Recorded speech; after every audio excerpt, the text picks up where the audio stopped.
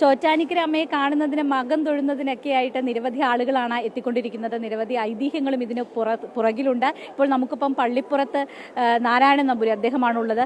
എന്താണ് ഈ ഒരു മകം തൊഴലിൻ്റെ ഏറ്റവും വലിയ ഈ മകത്തിൻ്റെ ഒരു സങ്കല്പം എന്താ വെച്ച് കഴിഞ്ഞാൽ യതിവരനായിട്ടുള്ള വില്ലോങ്കത സ്വാമിയാർ ഇങ്ങനെ കുംഭമാസത്തിലെ മകർനാളിലെ മിഥുന ലഗ്നത്തിലൂടെ വരുമ്പോൾ ഭഗവതി അദ്ദേഹത്തിന് സർവാഭരണ ഭൂഷിതയായിട്ട് ദർശനം നൽകുകയും തന്നെ ഈ സമയം ദർശിക്കുന്ന പെൺകുട്ടികൾക്ക് നല്ല വരനയും സൽസന്തതികളും വിവാഹം കഴിഞ്ഞ നെടുമംഗല്യയുടെ സ്ത്രീകൾക്ക് ദാമ്പത്യ നെടുമംഗല്യവും സൽസന്തതികളും മറ്റുള്ളവർക്ക് സമസ്ത ഐശ്വര്യങ്ങളും കിട്ടുമെന്ന് അരുളി ചെയ്യുകയും ചെയ്തു.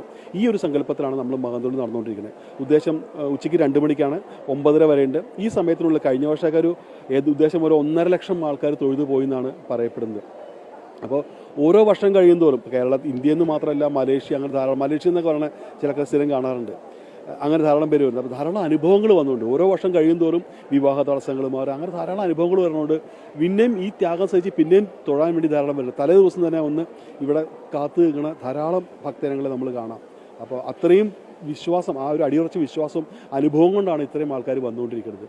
ഈ ദിവസങ്ങളിലെ പ്രധാനപ്പെട്ട വഴിപാടുകളൊക്കെ മകത്തിന് സാധാരണ പറന്നിറയ്ക്കാം, പുഷ്പാഞ്ജലികൾ ചെയ്യാം. അതൊക്കെയാണ് പ്രധാന വഴിപാടുകൾ ഇതായിട്ട് അന്നത്തെ ദിവസം വന്ന് നമ്മൾ നോമ്പെടുക്കുക അങ്ങനെയൊക്കെയാണോ മകൻ? സാധാരണ നമ്മൾ ക്ഷേത്ര ദർശനത്തിന് വേണ്ട ഒരു ഇതെന്നല്ല, അതിനപ്പുറത്തൊന്നുമില്ല. കാരണം നമ്മൾ സസ്യഭക്ഷണം കഴിയും, അങ്ങനെ ഒരു നമ്മുടെ ഒരു ഇതുണ്ടല്ലോ, ആ ഒരു ഇത് മാത്രമാണ് ചെയ്യേണ്ടത്. ദേവി സർവാഭരണ വിഭൂഷിതയായിട്ടാണ്. എന്തൊക്കെയാണ് അതിൻ്റെ ഒരു ഇന്നത്തെ വളരെ കാർത്തികയ്ക്കും മകത്തിനും ചാർത്തുന്ന പ്രത്യേക ഗോളകയാണ്. ആ ഗോളകയിൽ പ്രത്യേക ചില മാലകളുണ്ട്. ഇതിൻ്റെ പുഷ്പാലങ്കാരങ്ങളുടെ പ്രത്യേക അലങ്കാരങ്ങളുടെ വളരെ വിശേഷമായിട്ടുള്ള അലങ്കാരങ്ങൾ ഇപ്പോൾ നമുക്ക് ഇവിടെ തന്നെ കാണാം. പുഷ്പാലങ്കാരമുണ്ട്. അകത്ത് നാളെ ഇന്ന് ഒരു ഓണക്കുടിച്ചേരുന്ന ഇവിടെ വന്ന് ക്ഷേത്രങ്ങൾക്ക് ശേഷം ഒരു ശ്രീബുധവിലുണ്ട്. അതിന് നട അടയ്ക്കും. അടച്ചാൽ 2 മണിക്ക് തുറക്കുമ്പോൾ ക്ഷേത്രത്തിനകത്ത് ശ്രീകോവിലിനും വിശേഷാൽ പുഷ്പാലങ്കാരങ്ങളുടെയാണ് ഇന്ന് നട തുറക്കുക. അന്ന് ആ ഭഗവതിയെ കാണുമ്പോൾ തന്നെ വളരെ തേജസ്സും ഐശ്വര്യം തന്നെയായിരിക്കും എന്നാണ് പറയുന്നത്.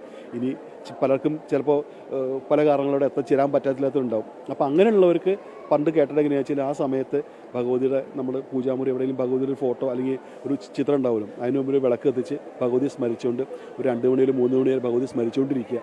അതാണ് കാരണം. എല്ലാവർക്കും വരാൻ പറ്റില്ലല്ലോ. അപ്പോൾ അങ്ങനൊരു ഇതാണ് എല്ലാവരും പറയുന്നത്. വലിയ തിരക്കുകളും അതിനുള്ള ക്രമീകരണങ്ങളൊക്കെ എങ്ങനെയാണ്? വലിയ തിരക്കുകൾ, പക്ഷേ തിരക്കുകൾക്ക് എല്ലാ ഭക്തജനങ്ങളെയും തൊഴിക്കാനുള്ള തിരക്കുകൾ ദേവസ്വം ആണെങ്കിലും ഉപദേശ സമിതി ആണെങ്കിലും റവന്യൂ ഡിപ്പാർട്ട്മെൻറ്റും പോലീസ് ഡിപ്പാർട്ട്മെൻറ്റും എല്ലാവരും ഒരു സംയുക്തമായിട്ട് എല്ലാ തയ്യാറെടുപ്പുകളും നടത്തിയിട്ടുണ്ട്. അവർക്ക് വേണ്ട കുടിവെള്ളമായാലും ക്യൂവിൽ നിന്ന് വൈദ്യസഹായം, അങ്ങനെ എല്ലാ സഹായങ്ങളും പരമാവധി ഇവിടെ ഒരുക്കിയിട്ടുണ്ട്. 2-3 ക്യൂ ഉണ്ട്. അതെ, പ്രധാനമായിട്ട് 2 ക്യൂ ആണ്. കാരണം സ്ത്രീകളായിട്ട് വരുന്നവർക്ക് പടിഞ്ഞാറ് വശത്തു നിന്നും, കുടുംബം ഫാമിലി ആയിട്ട് വരുന്നവർക്ക് ഈ വടക്ക് വശത്തോട് കയറുക. അങ്ങനെയാണ് പ്രധാന ക്യൂ. പിന്നെ കുറച്ചും നാട്ടുകാർ അല്ലെങ്കിൽ അങ്ങനെയുള്ളവർക്ക് പ്രത്യേകം ഒരു ക്യൂ കൂടി ഇത് ചെയ്തിട്ടുണ്ട്. അത് മുൻകൂട്ടി രജിസ്റ്റർ ചെയ്യുക. അങ്ങനൊരു ഇതിലാണ് അത് പോയിരിക്കുന്നത്.